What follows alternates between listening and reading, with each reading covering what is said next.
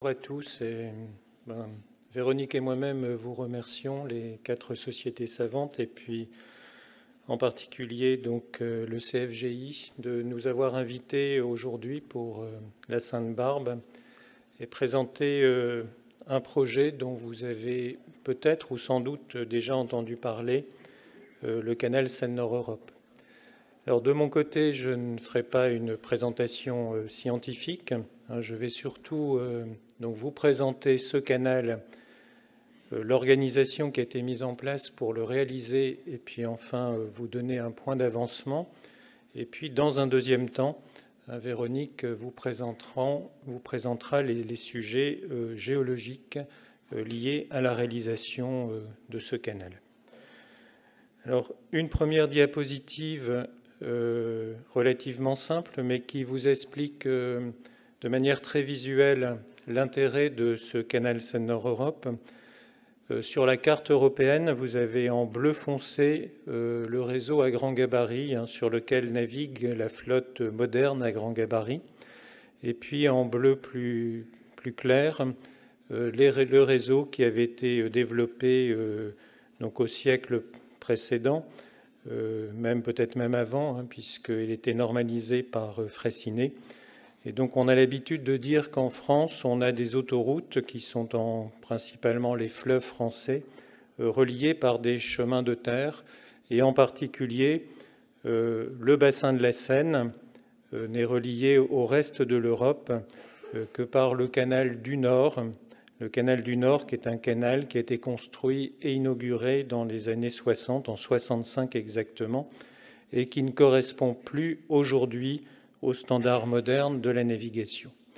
Alors, ce projet de canal Seine-Nord-Europe, finalement, c'est ce qu'on appelle le maillon central de la liaison Seine-Escaut, qui vise bien sûr à relier le réseau fluvial français donc au réseau européen à grand gabarit.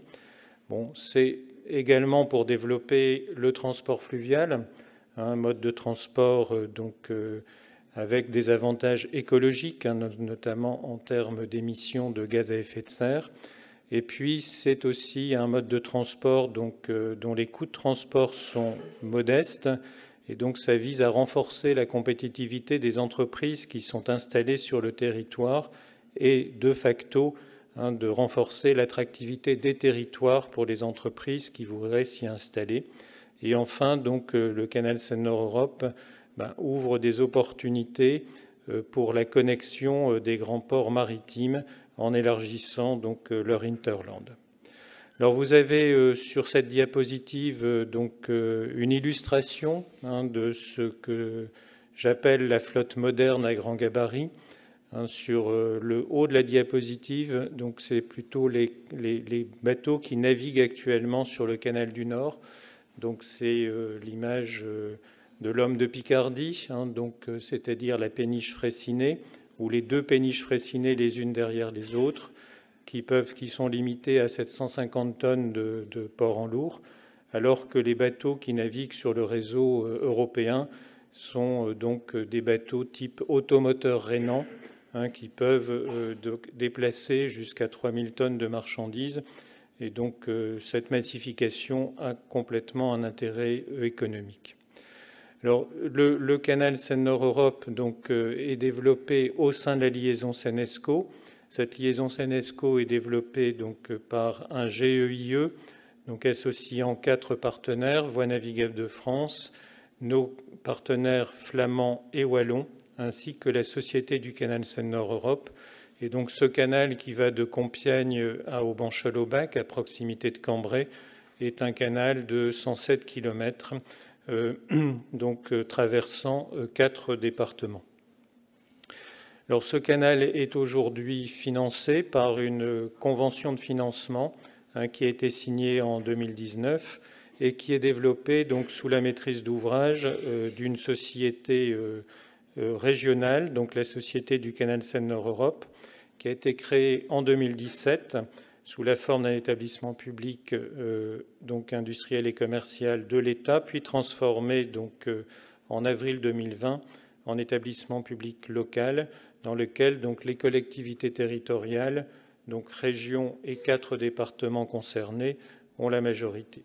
Donc la présidence est assurée par le président de la région des Hauts-de-France, Xavier Bertrand, et donc avec comme vice-présidente la présidente du conseil départemental de l'Oise. Vous avez une image ici de la signature de la convention de financement, donc en 2019, là, donc en présence du président de la République, une signature qui s'est faite sur le territoire, donc à Nesle, à l'occasion d'un déplacement du président de la République à Amiens.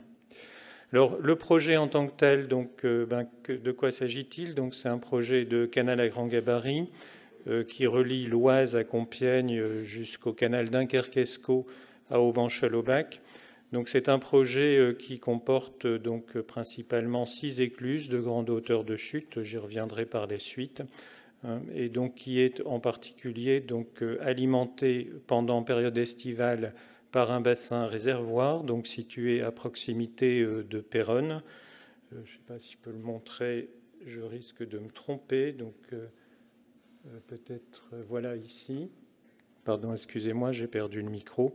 Et puis donc qui comporte également donc un grand pont-canal qui va permettre au canal Seine-Nord-Europe de traverser donc la Somme, toujours à proximité de Péronne, à cet endroit-là. Je poursuis donc pour vous donner un peu quelques caractéristiques de ce projet. Donc vous avez plutôt là sur la diapositive un profil en long, bien l'escalier d'eau. Donc en haut de la diapositive, celui du canal du Nord, le canal existant, donc un canal donc qui comporte globalement 19 écluses et puis 2 biefs de partage, alors que le canal Seine-Nord-Europe donc a une conception un peu différente puisqu'il comporte donc globalement 6 écluses. Donc, et un grand bief de partage, donc une conception un petit peu différente qui correspondent aux standards de navigation qui ont été développés dans les pays européens. En termes de dimension, donc le canal Seine-Nord-Europe est un ouvrage qui fait 54 mètres de large pour 4,50 m de profondeur, donc ce qui permet donc avoir un tirant d'eau de 3,50 m pour les bateaux.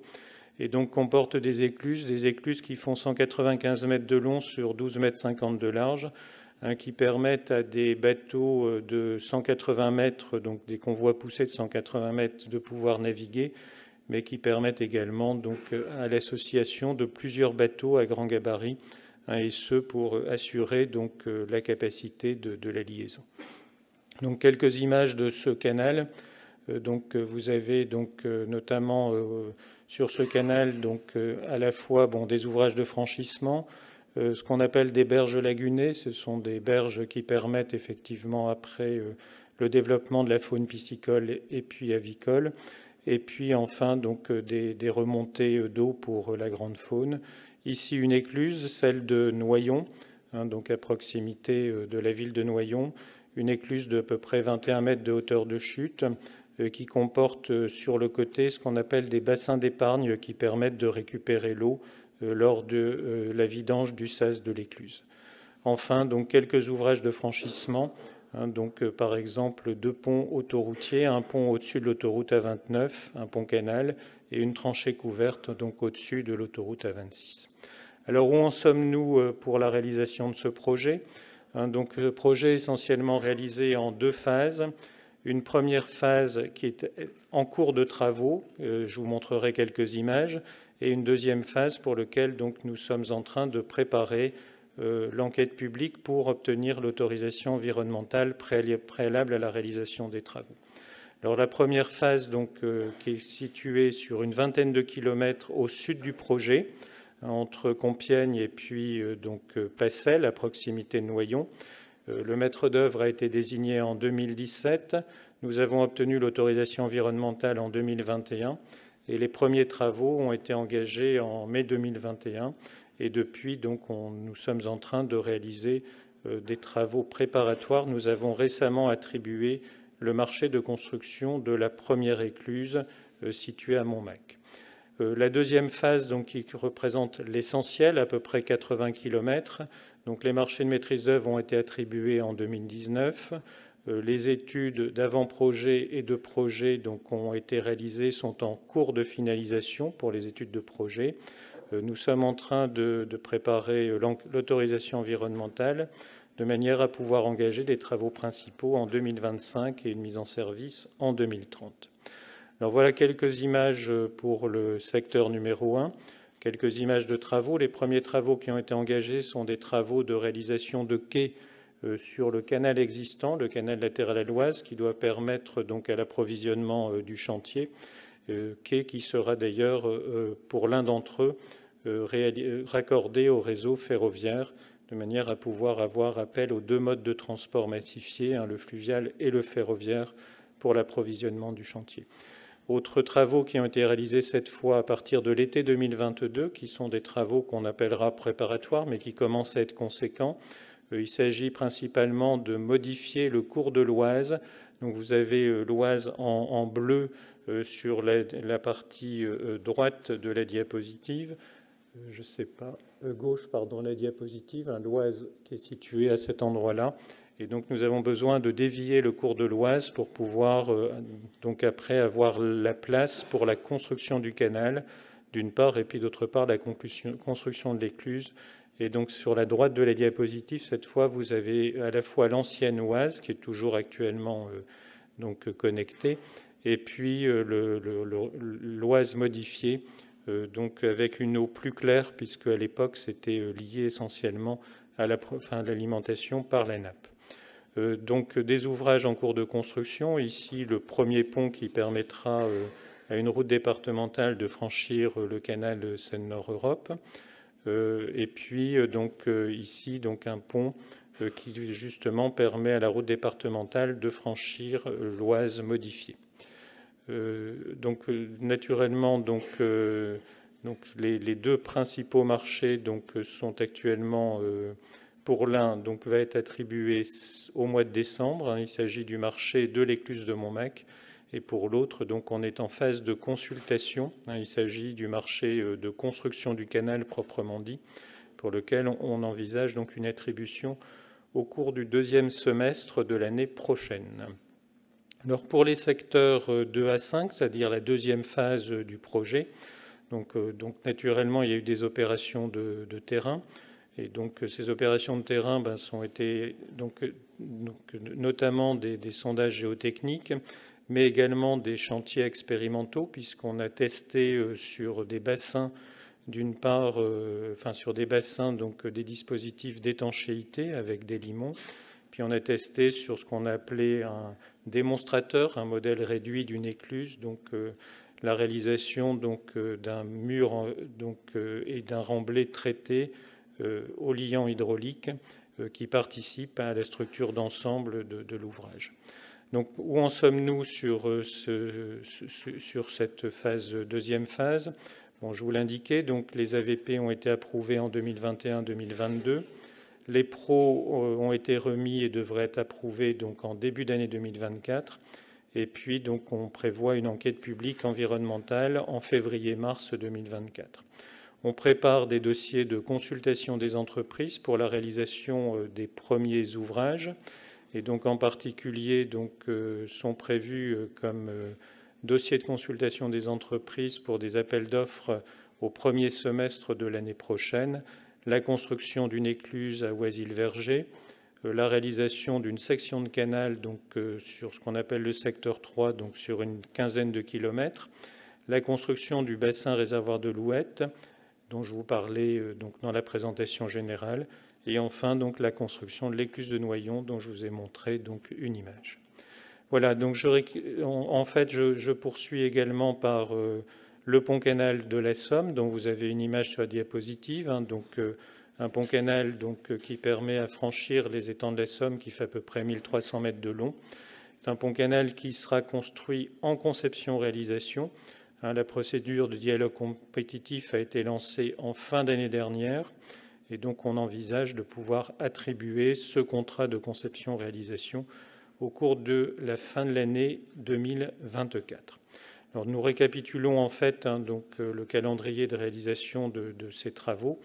Donc, pour le secteur 1, essentiellement des travaux principaux qui vont commencer au cours de l'année 2024 pour une mise en service donc en 2028, et pour les secteurs 2, 3 et 4, la phase 2, donc essentiellement un démarrage des travaux principaux à partir de 2025 pour une mise en service à la fin de 2030. Voilà, j'en ai terminé pour cette présentation générale. Je vais passer la parole à Véronique qui vous présentera donc le contexte géologique.